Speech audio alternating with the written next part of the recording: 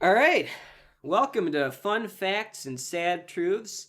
Today's fun fact, it's a real opposite of a scorcher here, if you know what I mean, in Chicago. We're gonna have a really cold week. Fun fact is we're actually the high for Wednesday is -10 degrees. It's so damn cold. And today's sad truth is nothing will be as ever as cold as the heart of the judge who tore me away from my children.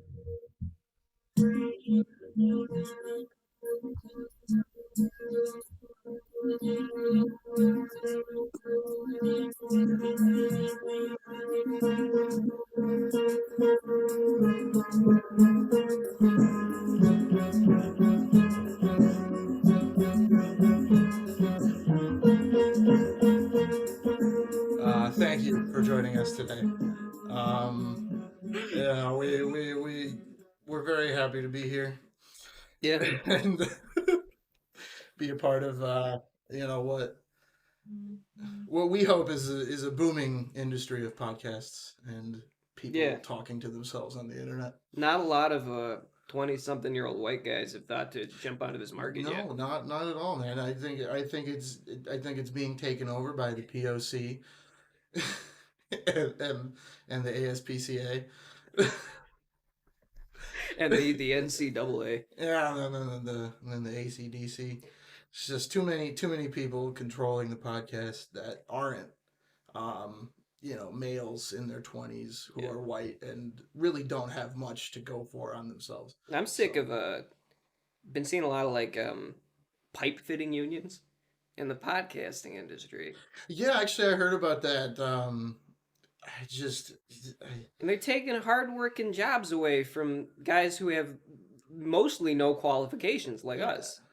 Yeah, Cuz it's like I could go there and like go and fit their pipes or like lift up heavy objects. I can do that, but I don't yeah. because And I don't want to. But also because it's like the only thing I can do is podcasts. yeah, I'm sitting in a chair. I would frankly, you know what? The real goal is to get into a more comfortable chair than the one I'm currently in eventually. And that's really, if you ask me what is your 5-year plan, it is I'm going to keep talking, I'm going to keep sitting in a chair, and maybe down the line it'll be softer. And, they're like I want to go out, I want to help build infrastructure, I want to help, the fucking poor kids have food, I want whatever that is. And here I am, and I'm like, you know what? I've got two skills. Yeah. Yeah, yeah, same here.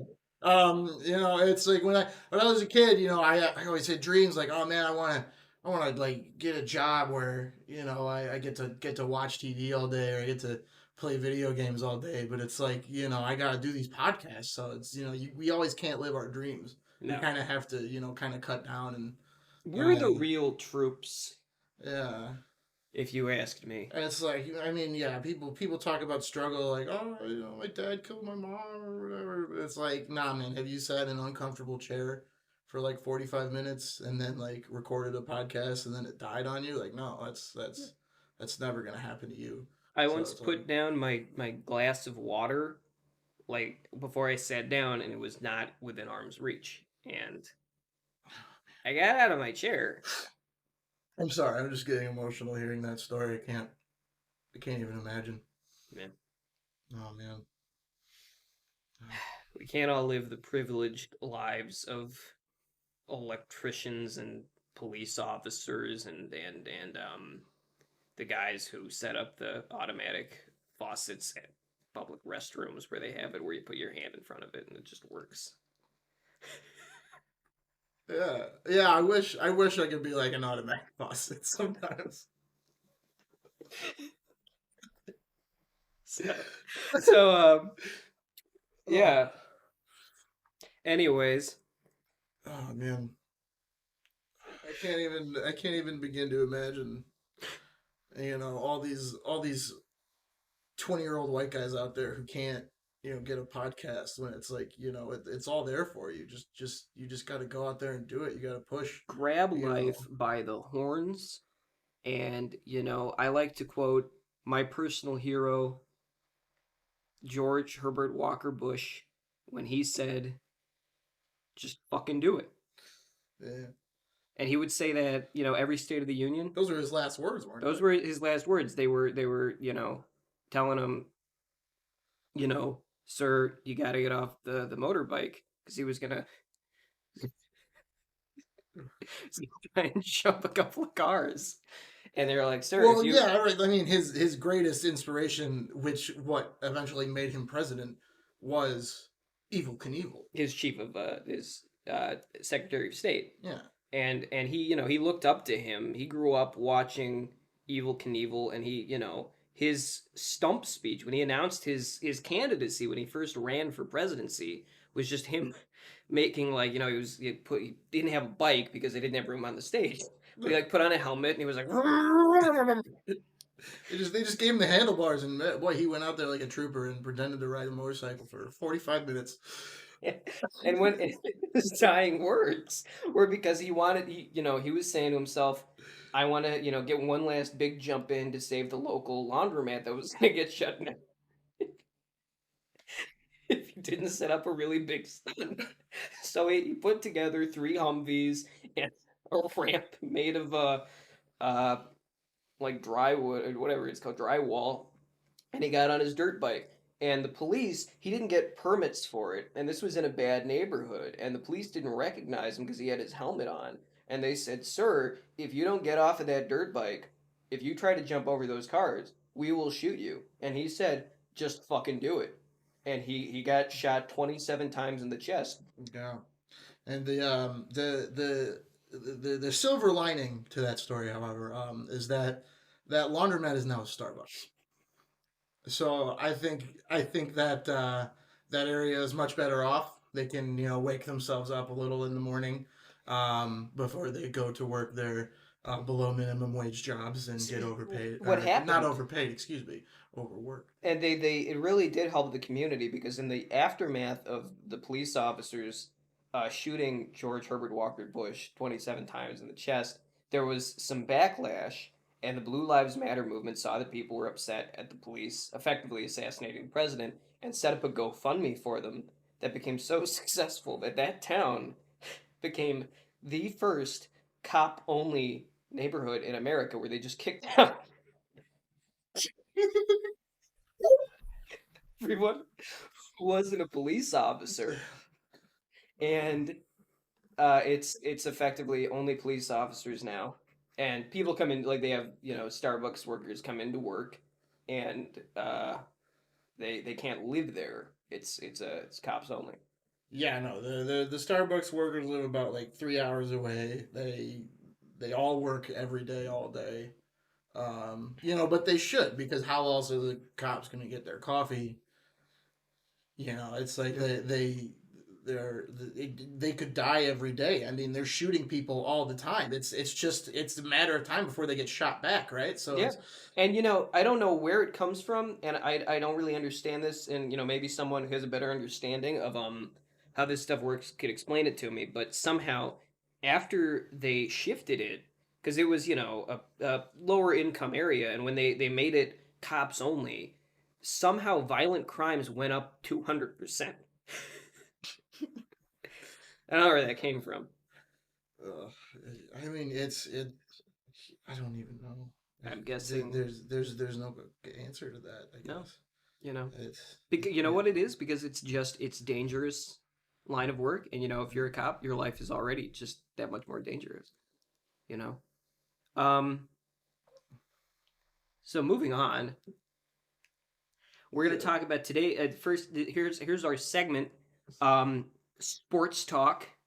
Uh. Sports talk. The Super Bowl is coming up. Mm-hmm. Everybody's favorite time of watching the play this, and it's just like I'm so excited for that Yeah. game. I've been following him since the beginning. Like the coach for that team has been moved around, and he's probably black or something. And he's been through a lot, so it's like I hope they do well. There's the other team, and Yeah, you gotta say, they're probably, and in my opinion, they're probably sitting there right now getting ready. Maybe I don't know, And they're probably saying, you know what? We got to win this one.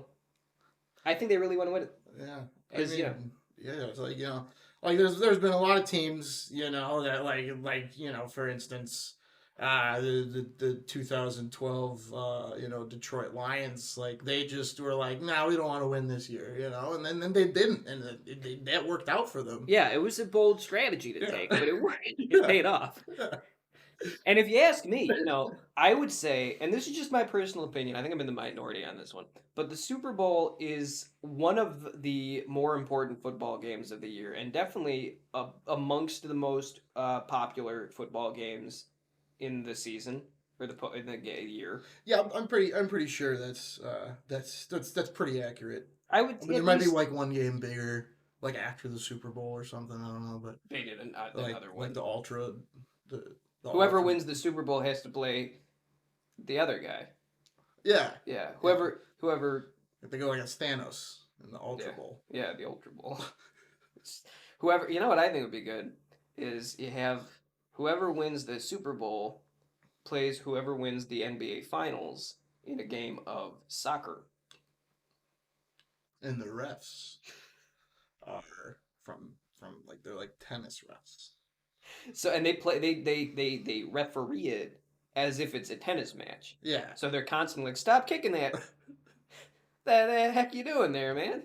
And the football guys, he's out there with like his helmet on, and he's got his pads on, and he's just like, I don't know how this. Where he picks up the ball and he tries to, I don't know, football it, and the refs are like, "What you doing, buddy? Get that weird hat off. I don't know what that is. I'm a tennis guy." And then like yeah, and like and then like people like LeBron James, like when he was in the Ultra Bowl, a couple of years ago, like he was doing the one thing in soccer that you're supposed to do, which is flop, pretend to get hurt a lot, and every time the refs were just caught like, "What are you doing? Why are you like the ball is on the other side." Where's your racket? Didn't yeah. It was not the right strategy for it, No, and no. it doesn't help that they play it on a baseball diamond without any net or whatever. So in fact, it goes on until the last player falls asleep. And it's at like a high school stadium, so they can only sell like maybe like 400 tickets Yeah, at like $5 million a pop. yeah. And So it's like generally, how are they supposed to make any money? every year, half the team can't find the place because it's usually not like on GPS or something, and they have to get there themselves because the buses and stuff that the teams hire only work through the postseason, so the Ultra Bowl is not covered by it. So like a couple of years ago, Steph Curry tried to take an Uber there, and he got kidnapped. And the driver was actually it was retired quarterback Brett Favre. He was trying to help. He was trying to help the Green Bay Packers win that season, and so he just needed to get him out of there. No one told him they weren't in the Ultra Bowl. No, yeah, they hadn't even gotten close to the Super Bowl in many years. Yeah, he was. He had he. Like people who are like coaches and stuff. They watch old tapes. Brett Favre's been watching the same tape every game night of a game that the Green Bay Packers won for 20 odd years. So he's like, okay, we won again. And he's shocked by it. He never expects it, and he watches it every night that there's supposed to be a game. He puts it because he thinks that's putting on football. No one told him that was just the one game. He thinks that tape is football. Oh yeah, Yeah. yeah. Actually, I heard about that. I thought it wasn't even like a Packers game. They just like it was like a poorly edited episode of Friday Night Lights.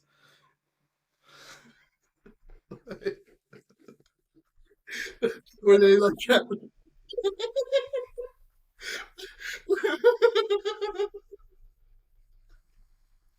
where they Just watches the trailer. Remember the things on YouTube every Sunday night. I don't know why everybody's complaining about NFL Sunday Ticket. It's free. And just go to YouTube.com. Type in. Game's only like a minute and a half long. He Yeah, doesn't know they who weren't like won. this when I was playing. Yeah.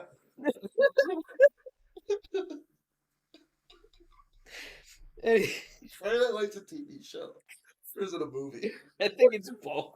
Oh, I think it was like a book that got turned into. I don't know. some book about football. Anyway. Oh man. Jesus. So, in other sports news, some MLB trade rumors going on in Major League Baseball for the layman who don't know. Oh, I thought that was Major League Badminton. Okay.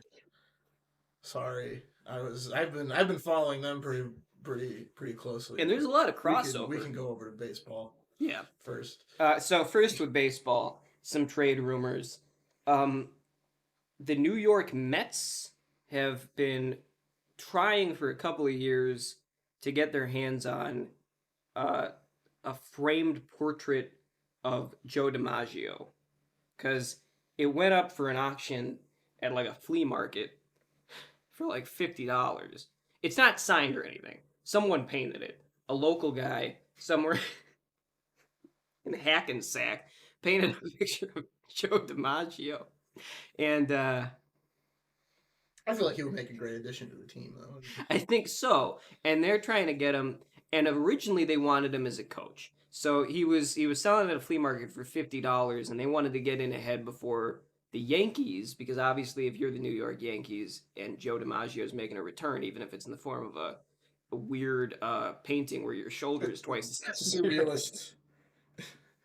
surrealist painting of Joe DiMaggio. So the New York Mets tried to get out ahead of it, paid this guy $27 million for the framed portrait of Joe DiMaggio. Unfortunately, he might not be. They're getting ready for spring training and setting up stuff for that, and he's going to be on the DL because they were moving it to their front office to have negotiations in terms of contract, and someone stepped on it. Yeah, so like And they like the person that painted it, was a huge fan of Harry Potter, so they thought like, oh, this is painting's gonna move and he'll be able to come out he was and excited. play for us. They were very excited Yeah, to have him be a part of the team, but then like especially after they stepped on him, he didn't want a part of it no, anymore. yeah. So they're trying to figure out what to do because that was their budget for the year. So currently, the New York Mets is running with a roster of no one, and they're trying to get a Best scrappy team they've had in years. tech. Yeah, and I'm excited to see how they do this year. They're looking into having no players. It's going to be hard because their focus was going to be heavy hitting because they had a strategy. The manager, who's a new guy too, because they lost the money for their old guy. The first thing they did is they tried to find a new manager, and they got a guy who was working as a coach for a little league team, and they told him, "Hey, do you want to be the manager of the New York Mets?" And he said, "Yeah." So he said his plans are just get them out there, and their signature move to win the game is going to be hitting grand slams. He thinks it's not a utilized enough trick in the baseball world. I mean, yeah, like if every player, well, every fourth player went out there and just hit a That grand see slam. that's he said that's the problem the major leagues have. That's how people think. He says back to back grand slams. It's going to be their goal. Oh, That's 8 runs in it's 2 hits. 4 points a run. Oh man, Yeah. that's And yeah, that's mind blowing that nobody has ever thought. I never even thought of that. Like that. that's all you got to do. So they're thinking we need heavy hitters because if you want to hit a grand slam, you've got to hit the ball at least 30 feet. So they're going after the who's going to be strong, and they're contacting the local garbage men's union and saying like, hey, do you guys want to play for the New York Mets? And just get them out there. It would be free. They'd have to do, the work for free, but as long as they do it on the clock and pick up after the game, they can write it off as part of their job or something. That's their plan. Mhm. So you know, Now, I heard rumors of them going to local high schools and going to like the robotics clubs and trying as cheaply as possible because again they spent all their budget already.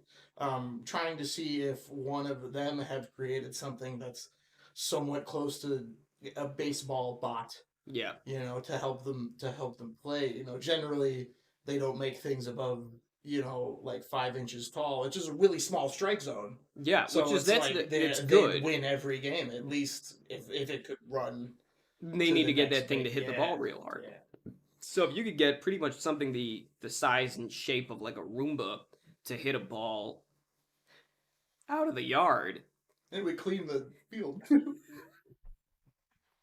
you could phase out the garbage men. So all you gotta do is run a Roomba. Yeah. So that would work. So The other maybe thing, that's where the garbage man came from, is the Roomba. When you yeah, think of a Roomba, when I look at it like you're a tiny garbage person. So it's like I understand where that mix-up came from. So yeah. that's completely reasonable. And in a similar bind is the general manager of the San Diego Padres. He thought it'd be nice to build up some positive PR for the team by doing work for charities, and he donated $3,000 to a local wildlife thing for like the ocean because they're San Diego, they're by the ocean or Yeah, whatever. yeah. That was that was 3 times their budget for the year. Okay. So he's he's trying to figure out how to pay off that debt because no one has actually gone to a San Diego Padres game in 17 years. That was the last time, and that was on accident. The person thought they were going to church. So, Well, yeah, and I mean the other there were a handful of other accidents, because they thought like the Padres, it was like a place for like Me- Mexican American fathers to go talk about having to leave their family in Mexico. yeah, and there was that, and then there was the time that the attorney who specialized in fathers who didn't get custody tried to set up meetings there in the middle of ball games, and Uh, the players would be like, "Hey, put on a mitt. uh, You don't get to play catch with your son anymore." and the pitcher had to like kind of maneuver around all those folding chairs in the middle of the like thing. It's like you guys can have your meeting, but like just sit on the ground or something. I mean, there's sit. like a couple 100,000 empty seats in the bleachers. Can you go there? And they were like, no, Because how else? They can't sit in a circle because they'd all be too far apart. exactly. Yeah, so they have to be on the field. So So I that's why understand that the part. Padres actually started to get rid of. They went on a renovation and they got rid of all of the bleachers and replaced them with a bring your own folding chair policy, which backfired because that attorney got indicted for tax fraud and no longer can set up And the meetings apparently there. he had some stake in a folding chair company, but Yeah. I mean I don't think those are And related at and fittingly, that company folded. all. That's why you come here, people, for Yeah, the for the laughs. laughs. Anyway, so what The they're laughs and currently the facts. yeah, And the truths. and the Which aren't the same. Facts and truths are different. they're very different. Yeah. It's like a fact is like something you read in a book. A truth is just something you know Yeah, to be true. it comes from the gut. Yeah. So the GM to finish off this, no, the GM of the San Diego Padres has been spotted in a lot of local Home Depots and hardware stores stealing the copper fittings and shoving them into his pockets to try and sell. And he got arrested last night, breaking into a vacant foreclosed home, trying to strip the copper wiring. And it's going to be interesting to see how this plays out for the Padres, because currently they have no seats, no players, and no general manager. But they said this is the year they're going to try and make a run for the playoffs finally, because they think, start fresh. And it'll be interesting to see what happens. That's the freshest they could start, is just completely removing the team in every aspect of it, Yeah. and also the place in which for them to play, which has now been converted into like a left wing high school. Yeah. And it's just like nobody knows what's going to happen there anymore. Yeah, but you know what? I think they have a shot at it. They could get. They just got to push for it, man. That's what. Yeah. That's what they say. It's what the great. That's what the great Babe Ruth always said. He'd point the ball. He'd do his famous point. He'd be like, "You just got to go for it." Yeah. And then he'd just take a bite out of his cigar and chomp it down you know, Eat the cigar in just three man, bites. and just take his just massively obese sausage fingers and wrap them around that terrified. Like if a wood could have an emotion, when Babe Ruth held the bat, it was terrified. As frightened As as anyone in his vicinity, really. And his hands were the size and shape of a gorilla's feet. And he couldn't hold most things. He would have to use his mouth to just kind of like work things up to his hands where he had such grip strength that he could just push them together and he was fine. well, have you ever taken like like those latex gloves and like blown as much air into them as possible? That's what his hands looked like, and the reason that you can do that is because those gloves were made specifically for Babe Ruth. He actually invented them. He needed those gloves because no one wanted to touch his flesh. Yeah. He was so greasy, Yeah. just constantly sweating. And his sweat, he had a condition, and his sweat was, to most people, it let out a noxious fume, and it was a medical concern, and that's what killed Lou Gehrig. He was astonishingly the first one with Lou Gehrig's disease. They actually thought of the disease many years before he was even born. And then they're like, oh man, his parents were like, this is a really weird disease and no one has gotten it yet. Why don't we just name our kid that? Yeah. It was bizarre. They set him up for, they were like, that it's like when people name their kid like President Barack Obama, like they did. They know what they want them to do. Or his cousin, mesothelioma. Who, of course, became a world-famous ice skater. You wanted to speak about Major League Badminton. Yeah, it's Farley vastly Farley. That's Chris Farley. He was actually a major advocate for the Major League the modern way we play it. Because they used to just call it, they would call it, what was the name of it? Shuttlecock. And, he couldn't stop laughing. Yeah. So he said, you know what? I'm going to put on oven mitts, and I'm gonna play it with oven mitts on. Yeah. And he was just terrible. It was it didn't pick up at all. Some might even say he was bad. Uh-huh. So they were like, let's change the name. And they looked at him with the stupid oven mitts, and they're like, you know what? We should call him Mr. Badmittens. The name just stuck. And then 3 years later, he gave up and he went into comedy, and he wound up on SNL. And he said, "Yeah, I wish he would have kept up his badminton career." He obviously was not one of the more. He was more successful as a badminton player, and he was not successful as a badminton player. Well, it's like, and I mean, just because he was so fat, like he didn't even need his racket half the time. He just jet his belly out, and it would knock it to the other side, and they would just be so appalled by him. He didn't have to, but he decided to pull his shirt up every time he did it, which I think threw the other team off. Yeah, kind of like a basketball situation, like they're trying to just throw each other off. Yeah. He would do that, and he caused a lot of people to vomit. Yeah. Which was his signature move. Yeah. That's how he won games. He got them so sick by looking at his which is not to go back to and retread on things, but that's the joke everyone would make about Babe Ruth is how does he hit all those home runs? Because that ball is disgusting. He wants to get far away from that big guy every time, and that's genuinely every person in the stadium. Every time he hit a home run, they would record. Like people at the time would say, like if you go to a Yankees game, remember to say every time Babe Ruth hits a home run, hey, you know why those balls go so far? And you'd hear it all going on in unison. And he would start weeping because he hurt his feelings. He would make a post on Instagram that night complaining about why the fans hate him so much. And he would Babe Ruth's presence on Instagram was appalling. He would always post selfies from the crotch up.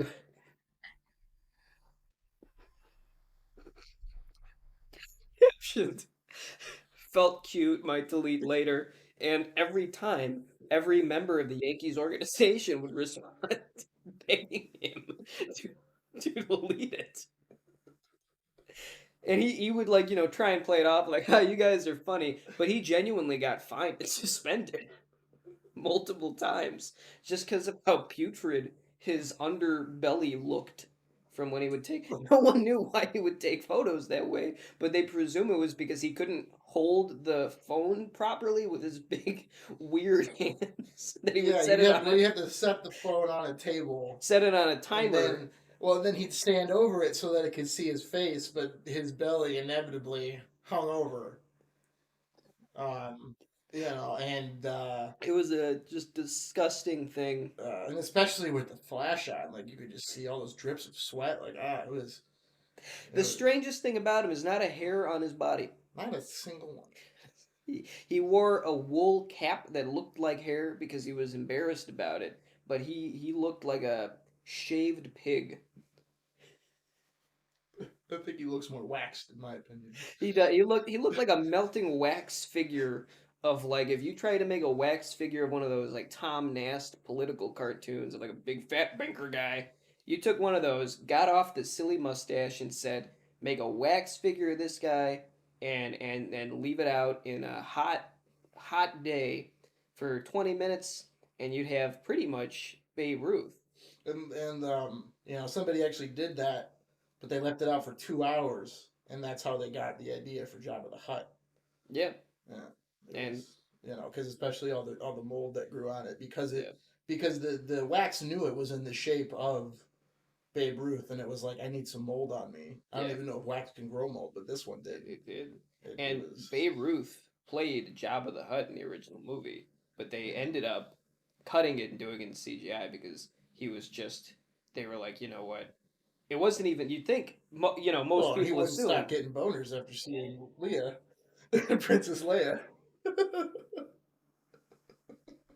And So Babe they so Ruth. they had no option. He did pretty well in his recordings, but And the it's thing just is, like you couldn't stop the traditional. seeing like this small little like what is that? Nobody really knew what it was, but when they figured out it was a boner, it's like well everybody's gonna know. Well, the thing is, most people, when they get physically aroused, and they have a penis, they get an erection. Babe Ruth had a somewhat unique physical reaction in that his neck his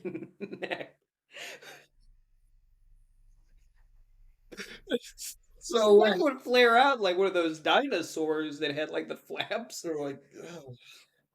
It's like a sort of like defense mechanism. And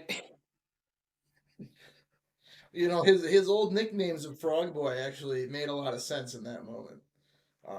For anybody who had the pleasure of seeing that clip, he managed to hide it for most of his career. Because baseball just really didn't turn him on. I mean, that's why everybody says think of baseball, right? When you're about to, yeah, yeah. So that's what he would do in game, so he'd never get one. But then, And the yeah, other it was. thing, because it's one thing, you can cut out the swollen neck and the putrid ejaculate, but the thing you Just can't, you oozing can, from his, from his neck. but the thing you can't cut out very easily is every time he would let out a very high pitched shriek for the entire duration of until they got her out of the room. I believe that was his mating call. But anyways, the news in Major League Badminton He was in Major League Badminton. this year for the Olympics, there's a change they're doing. Yeah. So this year they're gonna take one one random person from the crowd. They got like one of those big like lottery things, or like lottery cages with all the balls, and they go in there and they have a different seat on every ball, and they pick it out, and whoever gets that lucky thing will actually be able to um have their skin removed and stretched out to become the net for the game. And I really think that's going to be a big, that's going to bring in a lot more people. Yeah, because it's one of the One least. one less person by the end of the day. A lot.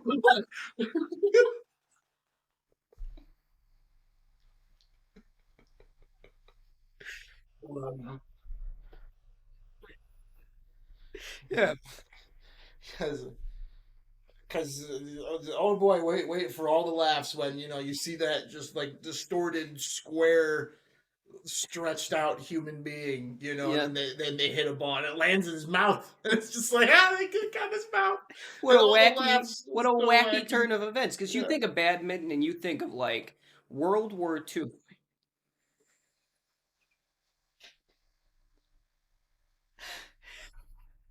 you know?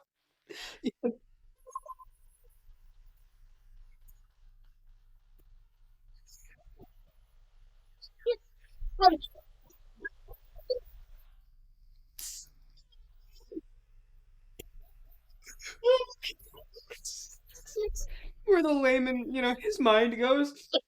Anyways, so I think that'll get the engagement up.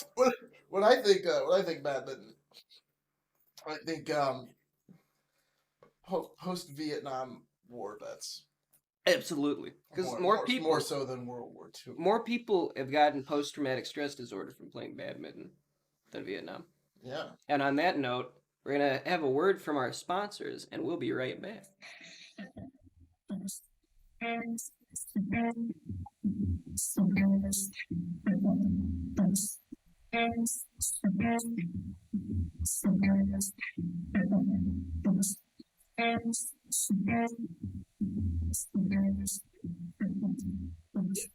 Sure.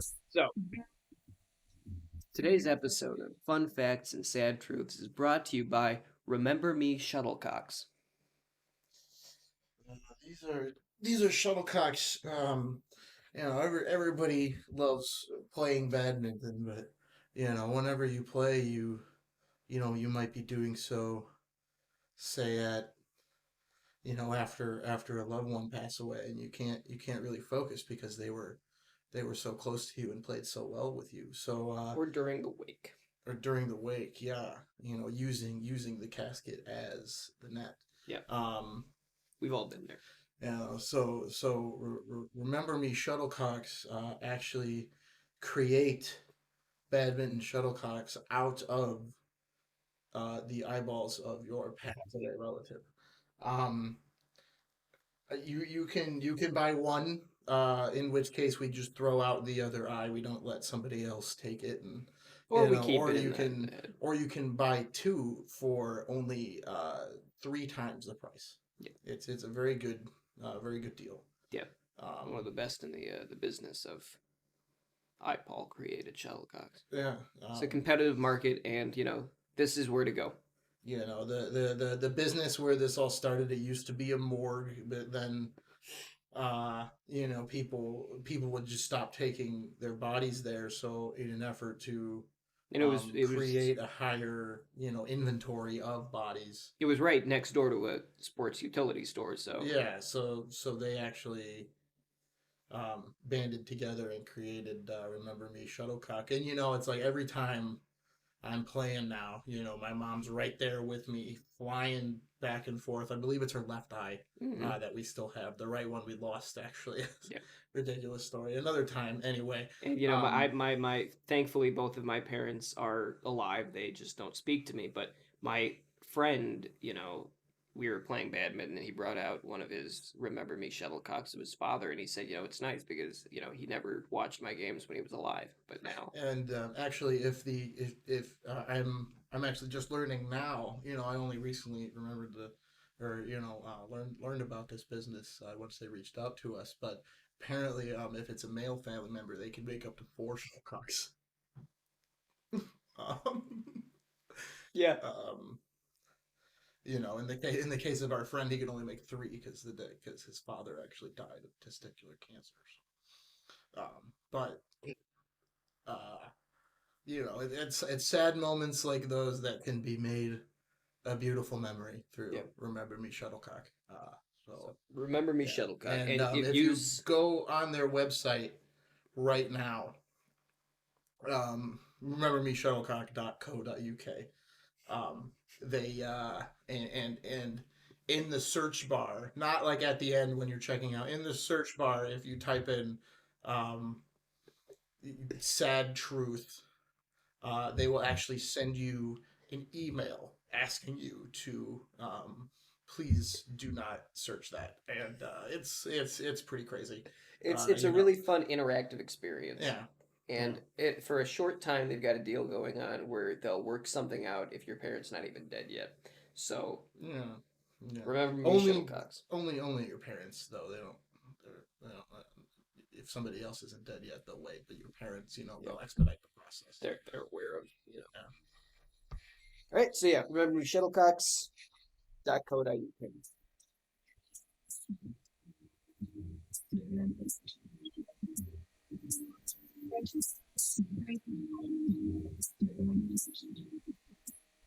All right, we're back. Uh, Um, all right. So now we're getting into our our next segment, politics, more like politics. whoa, buddy. Um, with I don't know where I was going. We usually have a guest for this part, but they're actually not here yet, so Yeah, there's no sense to call them out until they actually arrive. yeah. Um, So, but but they'll be at some but point. yeah, so the government has been reopened after being shut down. What are your thoughts on this whole debacle? I was talking to um if I'm being perfectly honest, I was having a little conversation with myself in the shower. I like to hype myself up in the morning, tell myself some jokes and laugh at them. And I didn't have the water on, but Yeah, I know. You just get a lot of where the better magic ideas when you're happens, standing inside the tub. Yeah. fully clothed. So I'm in there, and I said to myself, uh,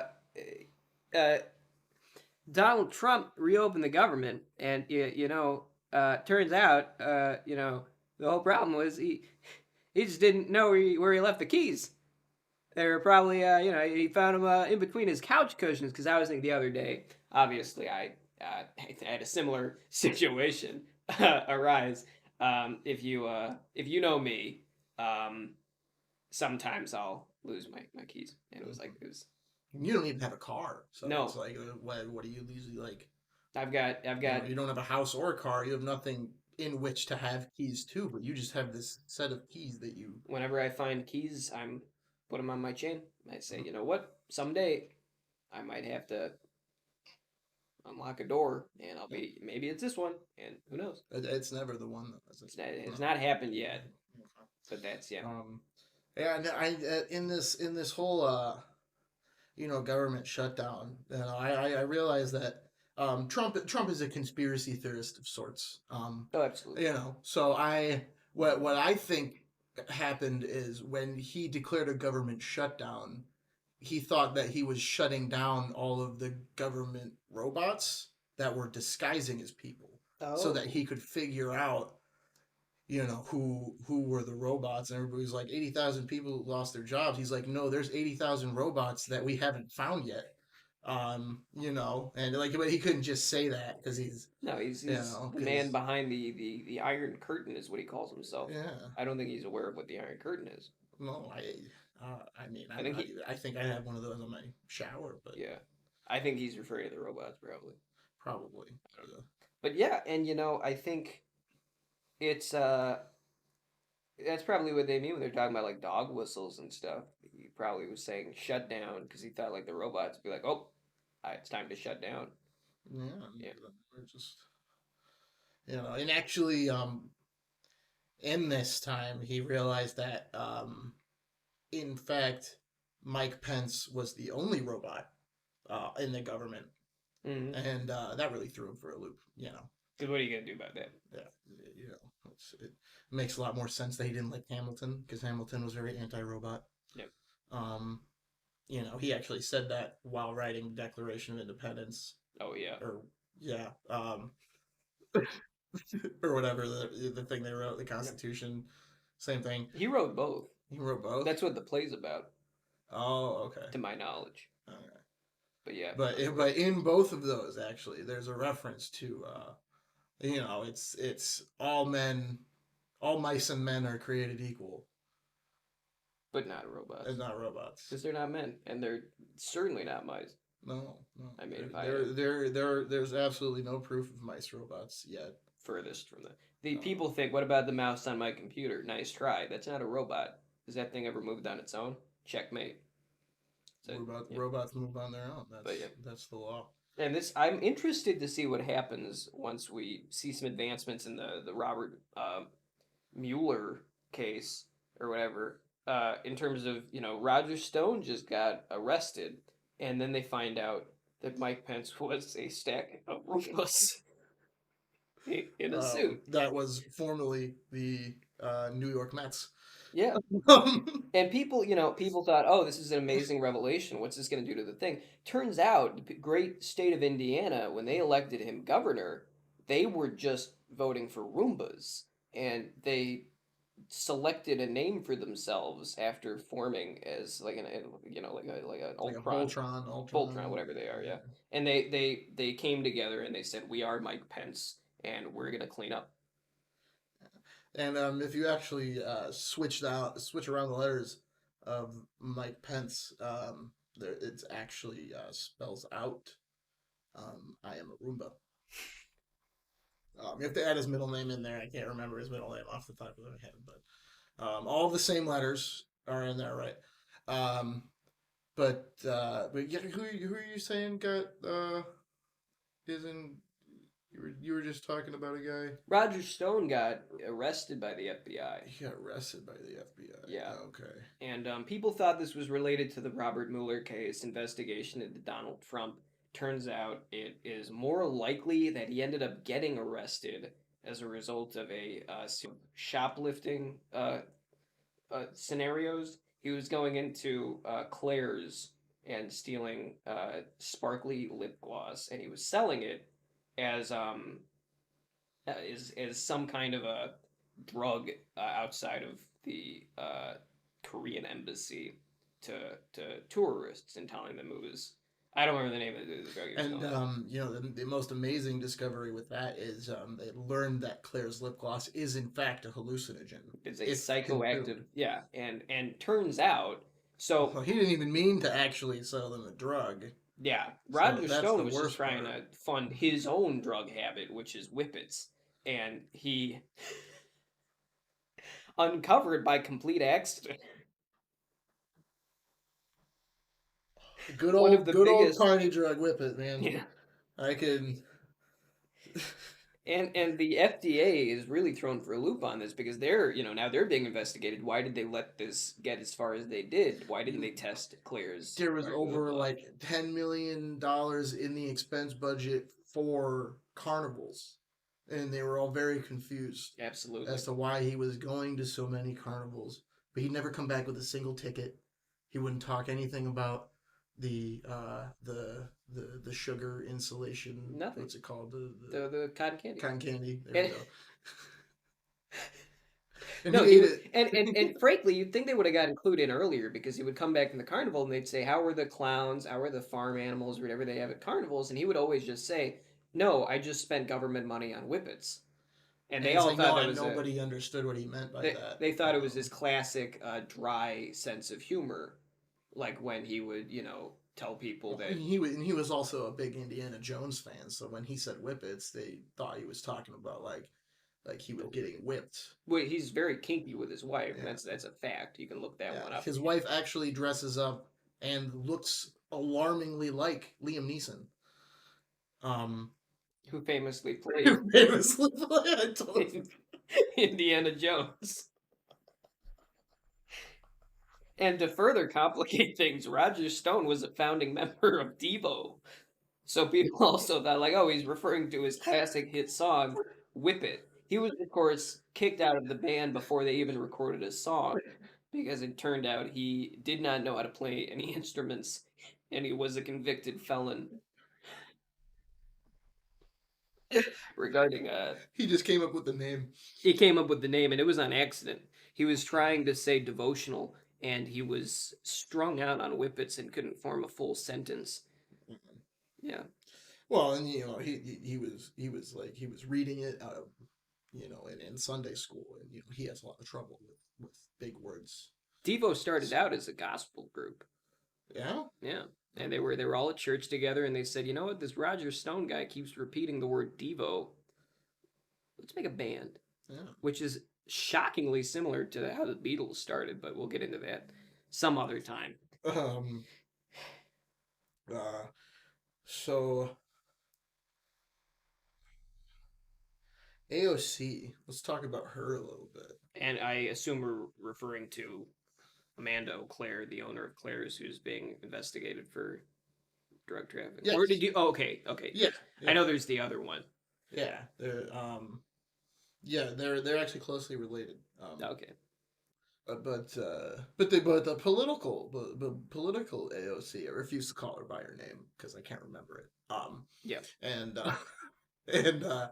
and she's gaining all this love around the world, and it's like, who cares? It's like, oh, so she dances like she acts like a regular person. Like, I don't want that. I don't want that in charge. Yeah, I and want somebody who knows that they're better than me in every way and makes me feel less of a human being. Because if I felt like a person like they did, then why would I vote for them? I'd vote for myself, yeah, right?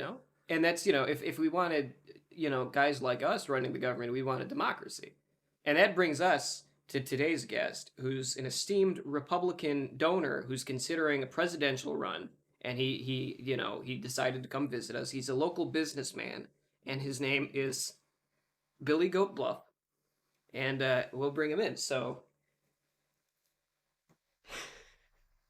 Billy Goat Bluff, you're a conservative yourself. Thank you for coming on to the show today. It's a pleasure to be here. Now, is it wait real quick? Is it Mr. Bluff? From me, I call you Billy, or is your full name Billy Goat? Like one word. My nickname is, of course, Billy Goat Bluff, but my full name is William Bluff. My parents do not believe in middle names, as we are Baptists. Yeah, because okay, all right, that makes perfect sense. We think the only person who deserves a middle name is Jesus H. Christ, of course. We don't tread on the Lord's territory. And unlike my not rival, as she's now running for president, but the villain of the story that is my life, in my opinion, Alexandria Ocasio Cortez, who has 3 times more names than the average American, in my personal opinion. And what in what? Well, I guess I shouldn't say frightens. There's nothing about her that frightens you. But what do you think is going to pull the public towards her and away from you? The way I see it and the way I was raised, people like someone in charge of the government who's better than them. Someone who has the money, who has the resources, as I do. And I do believe that when we start telling people that they earned a paycheck, that they deserve health care, they start thinking about, why do we have a president of the United States? Why do we have any of these things? I want to be in charge of everything. And you got people going around saying, I don't want to not be able to pay for food. Things along those lines. Now, in my personal opinion, the government, I think I'm not alone in this, their hands, the dirty Jewish hands, are reaching into our pockets, into our wallets, and taking away our money. And that's what Miss Ocasio Cortez wants to do with the 70% tax rate on everybody, including the poorest people in America. Don't look that up. Now, what I propose is we take the government and put it where it belongs. The government belongs in 3 places. The government should be in charge of giving bailouts to the people who run society, like me, like other businessmen who make America work. The government belongs in the bedroom of Americans who want to do gender things. And the government belongs on the streets of predominantly poor communities. I don't know the politically correct term for the people, so I'm not going to say it. We should have more police there. We should have more ICE agents there, making sure that this is a safe country for businessmen to run things. I don't want the government. And that's interesting because like the government cares so much that they go to places where rich people don't even live to protect the rich people. Mm-hmm. It's such a beautiful thing, our government, in that way. As we see in Venezuela, where they're making sure that we're trying to help stage a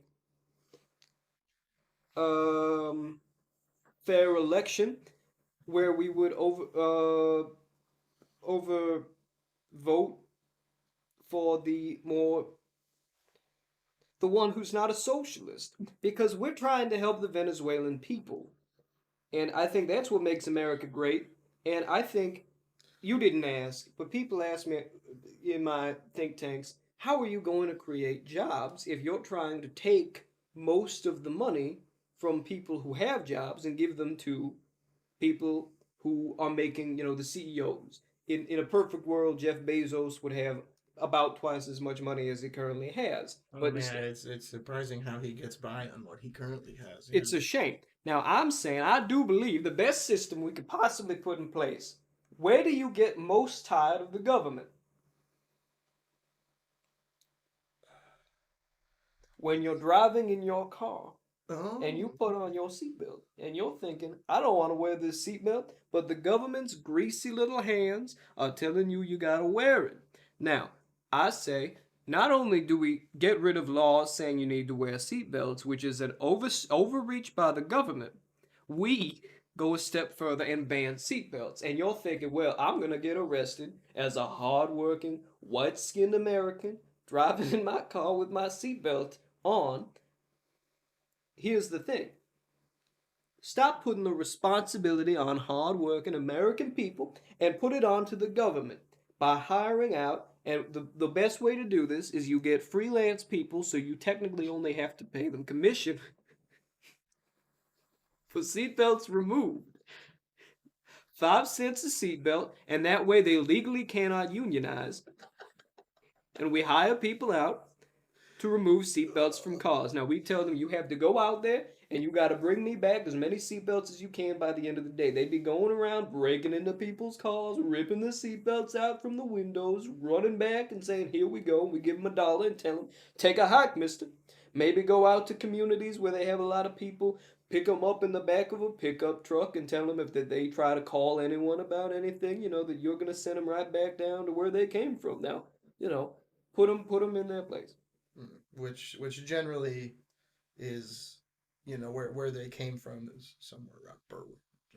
Generally Yeah, speaking. yeah. And the way I feel about it is effectively this is how I feel about it. I do believe that the unemployment rate in America, the homelessness rate in America, those are numbers that should be dealt with at face value. If you tell someone their job is to rip seatbelts out of people's automobiles for 5 cents a seatbelt, you can now write off they're not unemployed anymore. Now, they might not be able to, and they might go home with a dime, but they're employed. I also move to change the definition of homelessness in America and move the terminology to unsheltered Americans. Keep the percentage whatever it is, but then explain as president, which I plan to be, America is everybody's home. So when you're here, you're not homeless. Uh, oh, it just brings a tear to my eye. It's such a beautiful, beautiful story. Um, yeah, I remember. Oh, yes, did and Now, you used to work at Olive Garden, right? Which is where you got the idea for that quote, right? You were a general manager at an Olive Garden in East Branson, Missouri. yeah, see, I had been the heir apparent of my father's fortune for, I'm not legally allowed to say, but regarding certain deals going on southern part of America in the Reagan years. We made a substantial sum of money, and unfortunately, due to a series of arrests, which brought me closer to the honest, hardworking Americans, my daddy said if I wanted to get the several $1 million that he plans on giving me upon his passing, I had to show that I could work a good job. So he bought me a franchise of Olive Gardens that spanned the entire state of Missouri. After a couple of years, we made cutbacks as I realized the level of work it required of me to oversee. So I brought it down to one Olive Garden, which is currently the only Olive Garden in the great state of Missouri. People come from Branson to other places. You know all those other cities in Missouri. I haven't seen them personally, but Yeah. they would come I've only down, ever been to Brandon. and I would sit there, and I'd think of how do we increase the revenue, and I said, you know what? I say we have a homeless person who comes in and he asks, may I have some food and tries to pay for it. And I don't have it on good footing that he's homeless or anything, but he looks, I don't he gives me an impression. And I said, you know what? If we could just get rid of homeless people, I think I'd get us out of the red. And my assistant manager said, they had a list of ideas about how we can. I said, no, we need to do is we need to give that man a home. So I called the police and had him arrested. And that's why, people in the state of Missouri say, Olive Garden is the backbone of the world. Uh, because without people like you, running places like that, um, we wouldn't be where we are today politically. And your father actually was instrumental in lobbying to make that the state slogan, correct? Absolutely.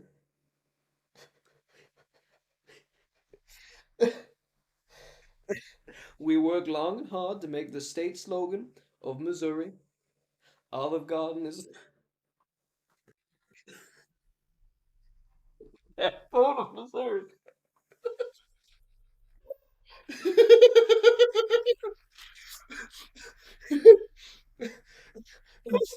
And the state flag has actually recently just been converted into the Olive Garden logo. It's often misleading because people drive and they'll see the big flag for Olive Garden and think like, oh, there's an Olive Garden here, but of course there's still only the one in Branson. Absolutely. It's become a bit of a the state. I'm of course I avoid ever going to Missouri, but when I go, it's a bit of a running joke where you go around places and the unofficial other state slogan is "Where's the Olive Garden?" and you say Branson, and that's one of a. I hope to use that as sort of a relatable sort of thing we'll say on my campaign, sort of like how people said "Feel the burn" for the Jewish man who ran. It'd be "Where's the Olive Garden?" Branson, and that'd be our sort of unofficial campaign slogan because it makes the American people think. Where In is the religious people, uh, those good-hearted Christians and Catholics, I think they actually call your restaurant the Olive Garden of Eden, and they love going there after church on Sundays. Let me tell you. Yeah, you're very popular with evangelists. I believe is and that's not that's I believe that's true. Oh, absolutely. At least with one evangelical church, which my father and I moved to. It had been one of the Olive Gardens in our franchise. Upon closing all of the Olive Gardens except for the one in Branson down, we decided, what we could do is we could set up an evangelical church because they're, non-taxed entities. So we set it up and we you know, had a couple of people come down. Of course, we didn't renovate it all, so it's still an Olive Garden visually. But other than that, it's an evangelical church. And the hymnals are just like they're like menus, right? hmm And fortunately, when you're listed as an evangelical church, you don't have to, well, as any religious institution, you don't have to maintain any of the health codes on the running water and things like that. So that building is dilapidated. Yeah. Yeah. You still serve food there though, yeah. Absolutely. No, right. Yeah. That's good. That's We exactly just what we call it need. communion and serve up some of the expired pasta we have from the Branson location if it goes bad.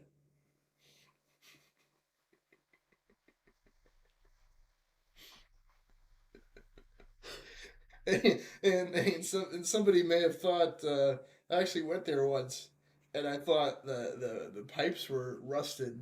You know, when I turned on the sink, but you informed me that God actually blessed your place, and it was turning the water into gray, cloudy wine or It's brown, cloudy wine. It was I often tell people, because it was once an Olive Garden, obviously. I say God has because at this point the water is also bubbling up. So I tell people God has blessed us and has turned the water into a nice popping hot glass of Coca Cola. piping hot. That's exactly that's.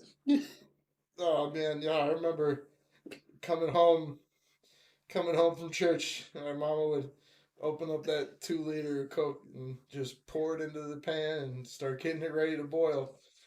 Nothing like a deep fried Coca Cola. You deep fry the can or the 2 liter bottle. If you have a family, you If might you want to have get a 2 liter bottle. There you absolutely go. bread it, put some flour on there, deep fried, and then eventually what happens is obviously there's some sort of a small explosion from deep frying the closed container, which spreads out the Coca Cola, and then you drink that oil, now infused with Coca Cola and sugar and whatever else you put in there. And that's actually drinking that burnt part of my tongue, is which is why I speak like this. We are from New York. This is aiming at having a foghorn leghorn.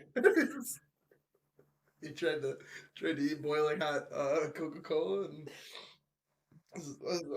well, thank you, Yeah, thank you so Mr. Billy much.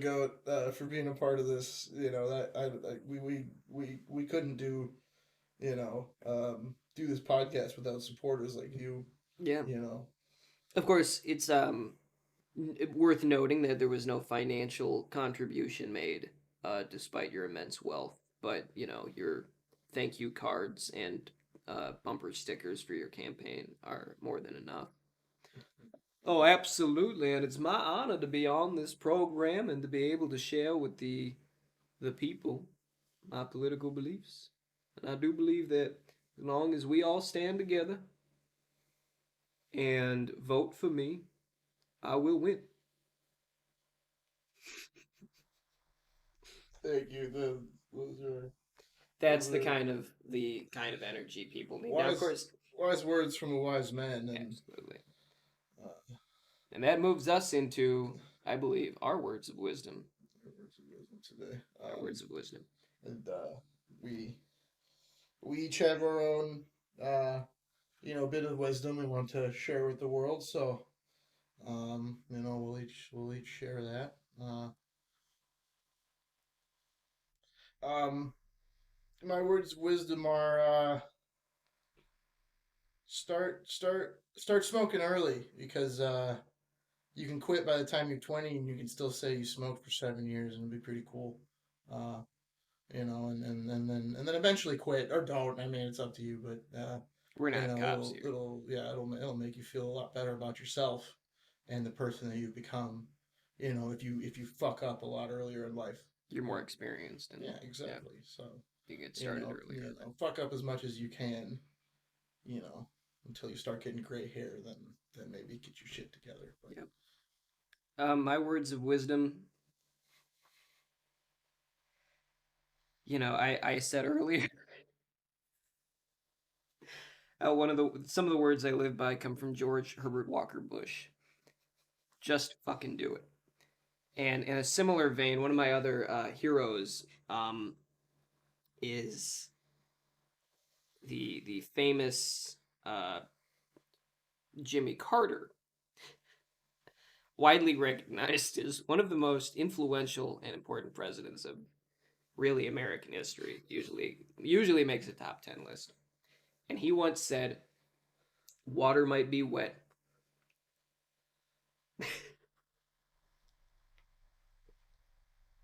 It's just such an Wait, I'm not done. it's just such an emotional quote. No, no, no. I know you're not done. I'm just saying. I'm tearing I know up exactly what you're gonna say. It's just such an emotional quote. I can I can. because you remember him saying it, and it was at a time of great national turmoil because it was during the whole Iran hostage situation, and he was just, he kept us together. He was really the John F. Kennedy of boring people. And he went on TV and he said, water might be wet, but your pants don't have to be. And that was a message America needed because it was around the time that, because it was the 70s and pants wetting was the new big thing. And we're seeing a rise in people who are disheartened with the system, who are wondering, what's going to happen next. And, just remember, don't piss yourself, you know. And with that, we are signing off. Thank you for listening. Thank you. This has been Fun Facts and Sad Truths. I'm your host. And I'm also your host. Good night.